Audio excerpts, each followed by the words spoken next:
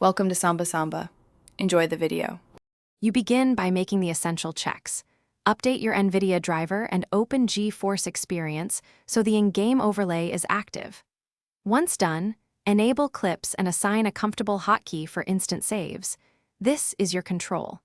You will also pick a default clip length or leave manual recording available, and choose quality and destination so files land where you want them. These steps let you capture clean footage without interrupting gameplay and prevent lost or oversized files. Now you execute recording. Hit your hotkey for manual clips or turn on instant replay to retroactively save the last X minutes.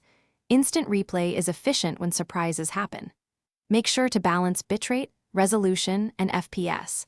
Higher settings mean better quality but larger files. Once clips are saved, open the overlay gallery or the save folder to preview and trim. You should rename important clips immediately and move them into organized folders so you can find highlights quickly and avoid Finish by exporting and sharing. Choose H.264 for compatibility or HEVC for smaller files, and set audio channels so dialogue isn't lost. Use GPU accelerated export to save time, then upload straight from the overlay to socials or move files to your editor.